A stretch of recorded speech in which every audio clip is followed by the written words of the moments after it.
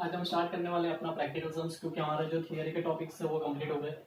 जो basic theory के topics थे जो आप लोग के लिए जानने जरूरी थे वो मैंने बता दिए। आगे के जो वीडियोस मैंने बनाए हैं उसमें अब प्रैक्टिकल सम्स में सबसे पहले सम्स से स्टार्ट करेंगे हम लोग। पहले सम में क्वेश्चन में बोला हुआ है, एग्जाम्पल 1 देखते हैं। हीरल जो है वो विड्रॉ कर रहा है या विड्रॉ कर रही है 500 rupees in the beginning of every month. मतलब ये क्या हो गया, मंथली ड्रॉइंग्स 500 रुपए हर महीने वो निकाल देगी, बराबर है, या निकाल रहा है XYZ जो है वो।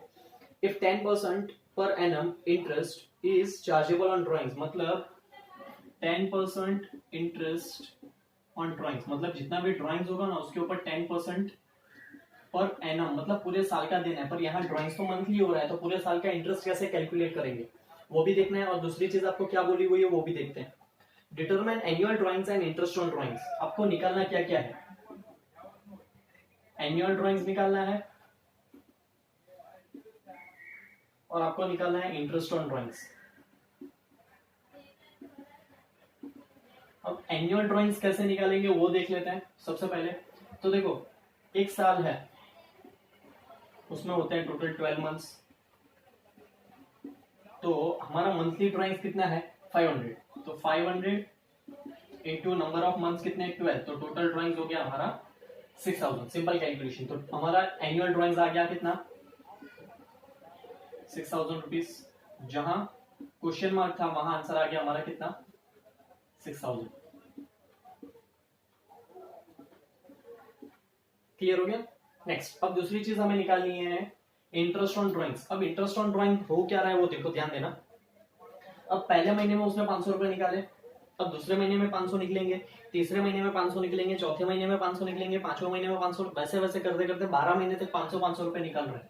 अगर मैं इसको सीधा 6000 रुपए इंटरेस्ट लगा देता हूं तो गलत हो रहा है। क्यों गलत हो रहा है, क्योंकि उसने जो ये 500 रुपए है उसको कितने महीने यूज किया, उसने 12 महीने यूज किया। बाकी के जो 500 रुपए निकलेंगे उसको कितने महीने यूज करेगा वो, या यूज करेगी 11 महीने। बाकी के जो 500 रुपए है उसको तो 10 महीने यूज करेगी, बाकी के जो 500 आएंगे उसको 9 महीने। मतलब ऐसे क्या हो रहा है, रिड्यूस होते जा रहा है। क्यों ऐसा हो रहा है, तो पहले महीने में जो 500 निकाले वो पूरे साल तक यूज होंगे, बाकी के जो 500 है उसमें पहले महीना तो चल निकल गया ना, जो अप्रैल मंथ है उसको, अप्रैल या फॉर एग्जाम्पल की जो फर्स्ट मंथ है वो निकल गया।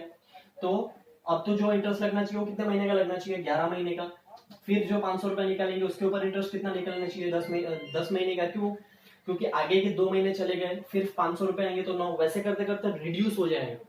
तो जब यहाँ पॉइंट मंथली ड्रॉइंग्स का है तो आप लोग को एक फॉर्मूला ध्यान में रखनी है। मंथली ड्रॉइंग्स जब इंटरेस्ट निकालने के लिए बोले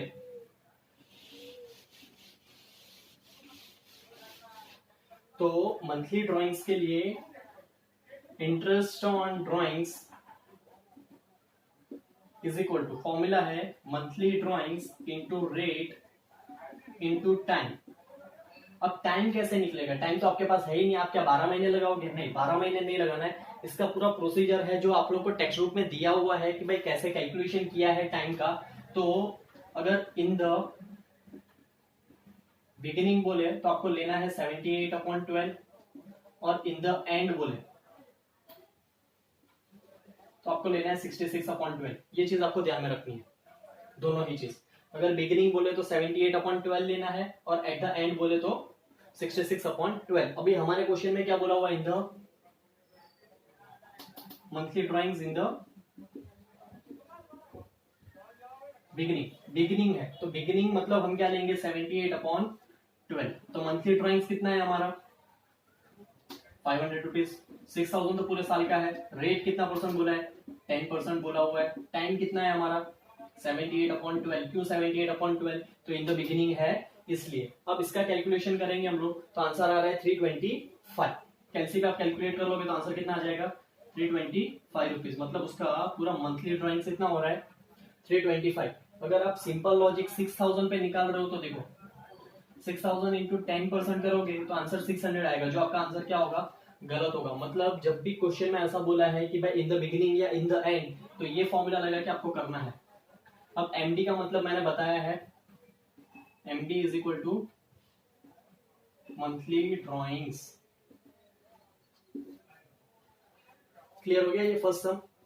आई होप आप लोग को ये पूरा प्रैक्टिकल सम क्लियर हो गया है। और इसके जैसे ही एक्सरसाइज में सम है जो है सम नंबर 1, सेम सम इसके जैसा ही है, उसमें खाली थोड़ा आपको दिमाग लगाना है सम नंबर 1 में कि मंथली ड्राइंग्स का ध्यान रखना है आप लोग को।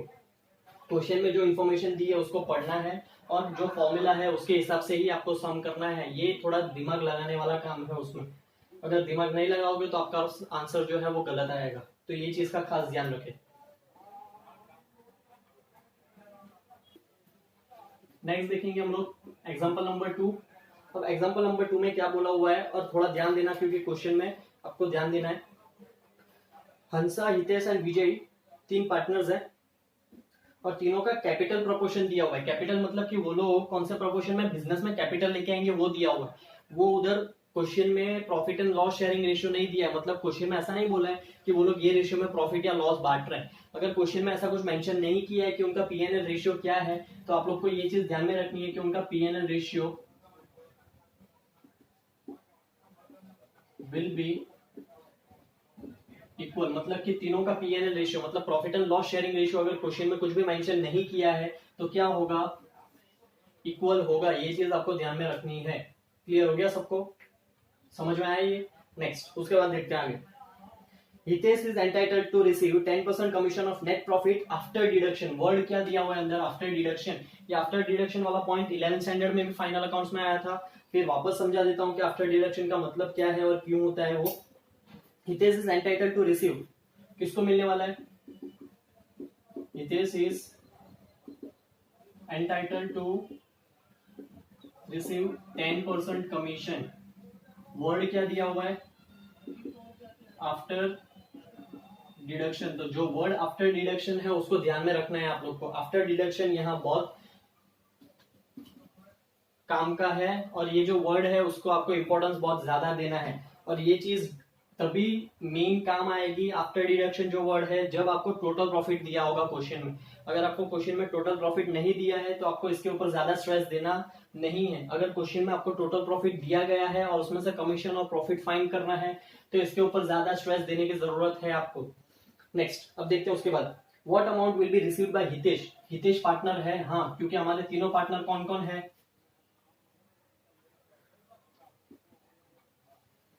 हंसा, हितेश और विजय।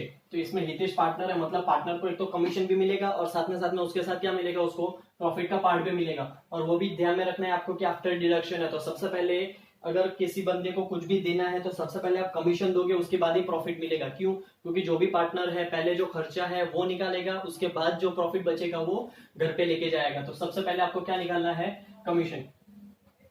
Commission to Hitesh. जब आफ्टर वर्ड है, आफ्टर डिडक्शन वर्ड है तो उसमें देखना है। और दूसरा आपका प्रॉफिट कितना है, total profit of the firm. Total profit is equal to rupees 1,65,000। तो 1,65,000 जो टोटल प्रॉफिट है उसका हितेश को कितना परसेंट देना है, 10%। पर वर्ड क्या है, आफ्टर डिडक्शन। अब आफ्टर डिडक्शन में क्या हो रहा है कि नीचे 100 आता है, 10% बोला है। अगर मैं इधर से परसेंटेज हटा देता हूँ 10%, मतलब ये परसेंट की साइन में हटाता हूँ तो नीचे 100 लगेगा। पर 100 के साथ साथ जितना भी रेट है ना वो आपको क्या कर देना, उसके अंदर प्लस कर देना। मतलब क्या हो जाएगा, 110। अगर फॉर एग्जांपल इधर 8 होता तो नीचे क्या हो जाता, 108। क्यों ऐसा किया है, क्योंकि यहाँ क्या बोला हुआ है, आफ्टर डिडक्शन। और आफ्टर डिडक्शन का मतलब क्या है वो बता देता हूं मैं। करने इसका कैलकुलेशन करेंगे तो आंसर आएगा 15,000। और 1,65,000 में से मैं 50,000 क्या कर रहा हूँ, किसको दे रहा हूँ, कमीशन दे रहा हूँ, किसको, हितेश को। तो रिमेनिंग प्रॉफिट कितना हो जाएगा, 1,50,000। अब देखो अगर ये जो रिमेनिंग प्रॉफिट है इसका मैं सिंपल परसेंटेज निकालूं तो सेम आंसर आएगा जो मैंने आफ्टर डिडक्शन वाला निकाला। मतलब वही चीज बोलना चाह रहे हैं कि भाई ये जो अमाउंट है ना वो 110% पे है तो उसमें से 10% देना है। इसलिए नीचे क्या किया है आपने, 110 किया है। और उसको आपको कितना परसेंट पे लेके आना है, 100% पे लेना है। मतलब 100% का अगर सिंपल 10% निकालो ना तो वही अमाउंट निकलनी चाहिए जो इंक्लूडिंग 10% है उसके हिसाब से। मतलब ये जो 1,65,000 है उसके अंदर 10% पहले से आपने क्या किया हुआ है, कमीशन डाल के रखा हुआ है। इसलिए मैंने उसको क्या किया है, डिवाइड बाय 110। अगर मैं वही चीज इसकी सिंपल माइनस करने के बाद अगर सिंपल वाले का निकालू तो वही सेम अमाउंट आएगी। ये चीज आपको ध्यान रखनी है, इसलिए उधर वर्ड क्या यूज किया गया, आफ्टर डिडक्शन। और ये आफ्टर डिडक्शन पे ज्यादा स्ट्रेस कब देना है, जब आपके पास क्या हो,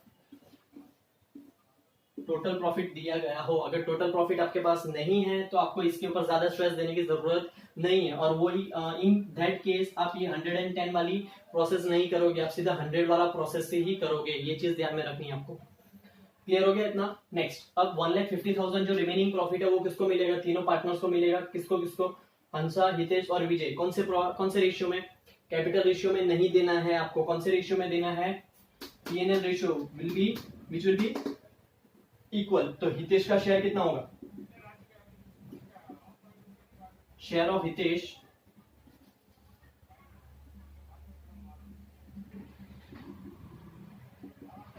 इज इक्वल टू कितना है, 1,50,000 का उसको कितना पार्ट मिलेगा, एक पार्ट मिलेगा। कितने में से, 3 में से। क्यों, क्योंकि इक्वल है तो इसको 1 रुपया मिलेगा, इसको 1 रुपया मिलेगा और इसको भी 1 रुपया मिलेगा। तो हितेश को कितना मिला, 1 रुपया। कितने में से, टोटल 3 रुपए में से। मतलब 3 रुपए में से 1 रुपया हितेश को मिलेगा। तो इसका कैलकुलेशन करोगे तो आंसर आएगा 50,000। तो अब हितेश को टोटल अमाउंट कितनी मिल रही है वो बताओ। तो हितेश को 15,000 ये मिल रहा है और 50,000 ये मिल रहे हैं। अगर ये दोनों को मैं प्लस कर देता हूं तो आंसर आएगा 65,000। तो हितेश को टोटल अमाउंट कितनी मिलेगी, 65,000 इंक्लूडिंग कमीशन एंड प्रॉफिट। समझ में आ गया, ये क्लियर हो गया। सेम इसके जैसा एक्सरसाइज में सम है, सम नंबर 2। एग्जैक्ट सम इसके जैसा ही है, कोई डिफरेंस नहीं है। इसके पहले वाला जो मैंने सम बताया था उसमें थोड़ा डिफरेंस है, वो आप लोग को ध्यान में रखना है। क्या डिफरेंस है वो आप लोग क्वेश्चन पढ़ोगे तो आप लोग को समझ में आएगा। और मैंने आप लोग को क्वेश्चन में हिंट भी दे दिया कि क्या डिफरेंस है। वही सम नंबर 2 और एक्सरसाइज का जो एक्सरसाइज का सम जो है वो और एग्जांपल 2 दोनों ही सेम है, कोई डिफरेंस नहीं है। ये चीज ध्यान रखनी है आप लोग को।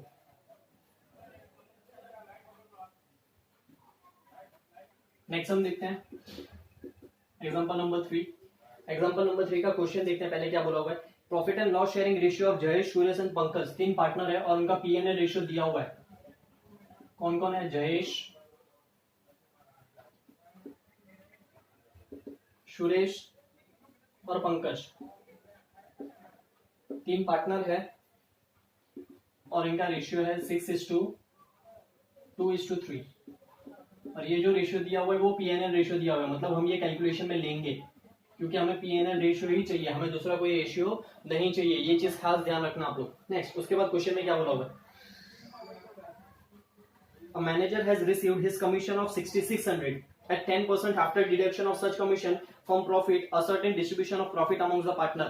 पार्टनर्स में आपको प्रॉफिट डिस्ट्रीब्यूट करना है और यहाँ कमीशन जो दिया है वो मैनेजर का कमीशन दिया है। और दूसरी चीज, वर्ड आफ्टर डिडक्शन है तो उसके ऊपर स्ट्रेस देना है या नहीं देना है, नहीं देना है। क्यों नहीं देना है, क्योंकि यहाँ हमारे पास टोटल प्रॉफिट नहीं है। हमें यहाँ रिवर्स सिचुएशन करनी है। Reverse situation in the sense कि यहाँ कमीशन दिया है, कमीशन में से पहले टोटल प्रॉफिट निकालो, टोटल प्रॉफिट में से किसको दो, जयेश, सुरेश और पंकज को। और दूसरी चीज कि अब इसमें रिवर्स सिचुएशन में हम लोग 110 वाली सिचुएशन आफ्टर डिडक्शन वर्ड में स्ट्रेस क्यों नहीं देंगे, क्योंकि जो प्रॉफिट बटा होगा वो तो कमीशन निकलने के बाद ही बटा होगा ना। तो कमीशन निकलने के बाद जो बचता है वो किसको मिलता है, पार्टनर्स को। तो सिंपल वो 100% वाली अमाउंट ही होगी। तो इसमें हमें वो चीज को वापस आफ्टर डिडक्शन वाले पॉइंट को स्ट्रेस देना नहीं है। तो सिंपल देखते हैं, देखो कमीशन इतना है, रेट इतना है, बराबर है। रेट है 10% तो कमीशन कितना है, 6,600। क्लियर हो गया इतना। अब दूसरी चीज, तो टोटल रेट मतलब टोटल परसेंटेज कितना होता है, 100। तो कमीशन कितना है पता नहीं है, तो बस क्रॉस मल्टीप्लाई कर दो, आपको टोटल प्रॉफिट मिल जाएगा। 100 इंटू 6,600 डिवाइड बाई 10, तो इसका आंसर आएगा 66,000। तो ये आपको मिल गया टोटल प्रॉफिट। क्लियर हो गया ये। तो टोटल प्रॉफिट ये हिसाब से निकलना है, सिंपल है, इसमें कुछ टिपिकल नहीं है। कमीशन इतनी अमाउंट है, कमीशन जो है वो इन रुपीज है 6600 और रेट जो है वो परसेंटेज में है, तो परसेंटेज का टोटल 100 है। हमारे पास टोटल अमाउंट नहीं है, तो टोटल अमाउंट की जगह तो हमने क्या कर दिया, क्वेश्चन मार्क। अब जो ये 66,000 है ये इसके हिसाब से 10% मिला था उसको, तो वही चीज करनी है हमें, पार्टनर्स को दे देना है। किसको किसको देंगे, जयेश को देंगे, सुरेश को देंगे और पंकज को देंगे। जयेश को देंगे 66,000 का कितना, 6 पार्ट कितने में से? 11 में से। क्यों 11 में से? तो इधर है ना 6, 2 और 3, तो टोटल कितना हो गया? 11। फिर है 66,000 का सुरेश को कितना मिलेगा? 2 पार्ट, कितने में से? 11 में से। और 66,000 में से इसको मिलेगा थर्ड पार्ट, कितना? तो इसका कितना हो जाएगा? 36,000। इसका हो जाएगा 12,000 और इसका हो जाएगा 18,000। मतलब तीनों को हमने क्या कर दिया है? अमाउंट दे दिए। क्लियर हो गया ये? आई होप आप लोग को ये तीनों तीन क्लियर हो गया। मतलब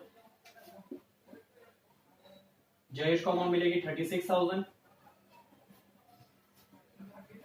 सुरेश को अमाउंट मिलेगी 12,000 और जो पंकज है उसको अमाउंट मिलेगी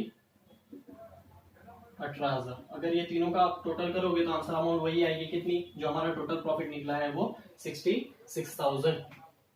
आई होप आपको ये सम क्लियर हो गया है। और सेम इसके साथ सम नहीं है एक्सरसाइज के अंदर इसके रिलेटेड, तो आप लोग खाली ये ध्यान रख सकते हो, इसलिए एग्जांपल कर लो, क्योंकि इसके रिलेटेड कोई सम टेक्स्ट बुक के अंदर एक्सरसाइज में दिया हुआ नहीं है। तो एक बार गो थ्रू कर लो सम को।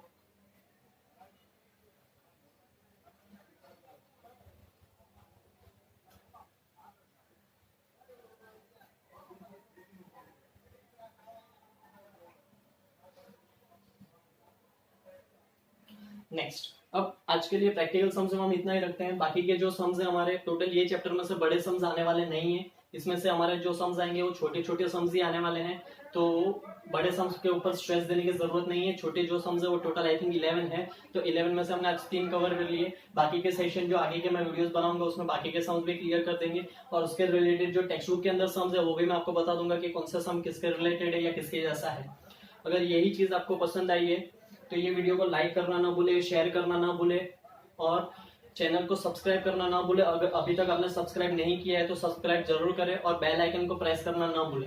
और अगर यही चीज आपको सारी चीज पसंद आई है तो आपके दूसरे फ्रेंड्स के साथ या दूसरे लोगों के साथ शेयर और दूसरों को रेकमेंड करना बिल्कुल ना भूले। ये चीज खास ध्यान रखें।